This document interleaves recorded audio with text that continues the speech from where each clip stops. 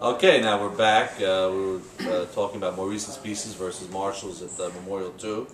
And both teams, again, looking for a bye here as well. 2 7-5 teams. And Jeffrey Sackett expected to pitch 2 games here against Alley. And I think this is also too close to call. But I would say Marshall's is hot at the right time. And Maurice's Pieces, you don't know what you're going to get. They really haven't hit the whole year for some unknown reason. No, we can't seem to string a few hits in a row together. We keep on saying when it happens, we're gonna explode. Maurice has picked up his game. Yeah, I think he went like 5 for 6 this week or something. 4 for 6. He did 4 for 6. Okay. This week. Obviously, I am part of Maurice's Pieces, so I'm going to pick the opposite of what I think Mount Sabon is going to pick. I'm going to go with a Maurice piece sweep. Do you ever say you're going to lose a game? Or it's no, how could I go into a game saying I'm going to lose? All right, okay. Yeah, you did. What's your pick? You picked No, I'm picking a split here. I think if there's any sweep, it's going to be by the Marshalls. I don't think you can sweep them. They have a lot of hitting. A lot. So you get past David Herrera, you have Sabon, you have Ali Marshall. They were shut down 1 week. 1 week you guys. Yeah, I don't know how that got shut out 1 week. Well, Azer was on that day, so he was right. So they had a really good team. Yeah. But, so I would say I'd call for a split here. What do you say about your own team? I think I have to go with my team. I think we're gonna sweep. I think Marshall's very determined. He's very hot, and he knows it's the last regular week of the season, and we're also possibly we have a bye? Oh, yes, certainly. Okay, so there's no way. I mean, I already discussed with Ali. He will be in bed with or without a woman. I don't know what his story is, but by 1 a.m. Asher might be another story, maybe 1:30 and loose change, but we're going to all be well rested, and I believe we're going to go for the sweep this week. I say a split. I think, but I'm like you. If there's going to be a sweep, it's going to be in Marshall's favor. Yeah. I think they're getting it together at the right time. Now at Memorial 3, we have your Jersey Shore versus Eligible Bachelors, and I actually see a sweeping over here. I think the Bachelors basically playing out the string, and I think. You guys got a lot to play for. I think Henry's going to have another big day, and it's going to carry into. Yeah, I think we should sweep them. I think we will sweep them. We have enough to beat them, at least. So we're playing for the playoffs. We still have something to play for, so I see a sweep. What do you think? I got to go with the sweep. I know we lost to the Eligible Bachelors, but we were brain dead that day. I can't imagine you guys losing when you're really paying attention and you need the wins. Right. I see a sweep also. Nothing against the Bachelors. I know they're going to come out playing hard, but you guys really need to win these 2 and control the fate of if you play the following week.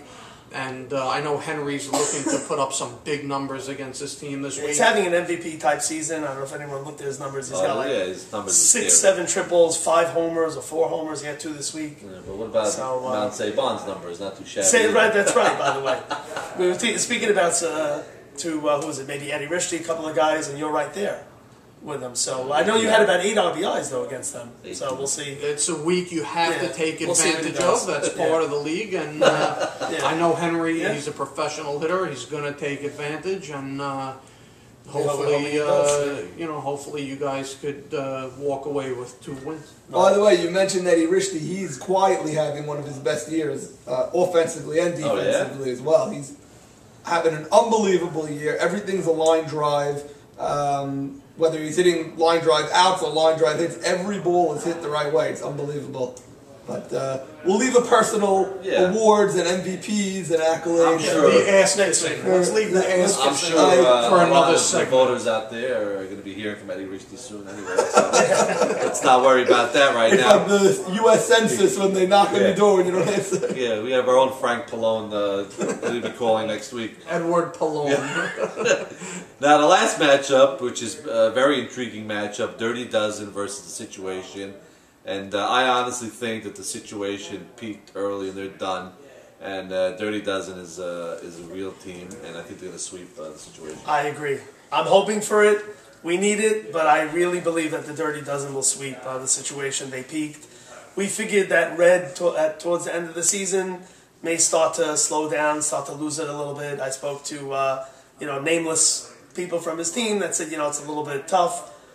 Behind them, they actually didn't score very many runs for him this week, by the way. But I'm hoping for, and I do believe that the Dirty Dozen will sweep the situation.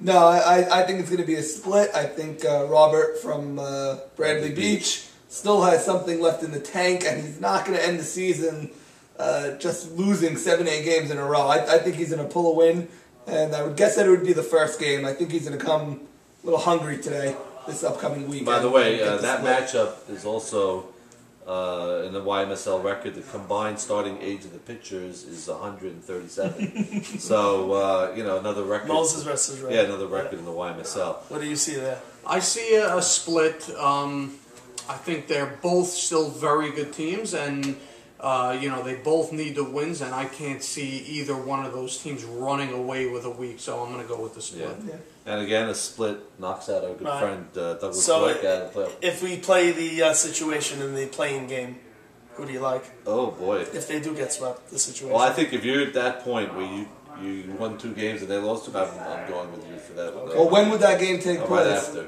Right after. Memorial 1, so stay tuned. Wow. One game playoff versus Dirty Dozen or versus Situation will be held at Memorial 1 right after the doubleheaders. And Michael, there's one question I wanted to ask you. Your team on paper, obviously one of the more talented teams in the league.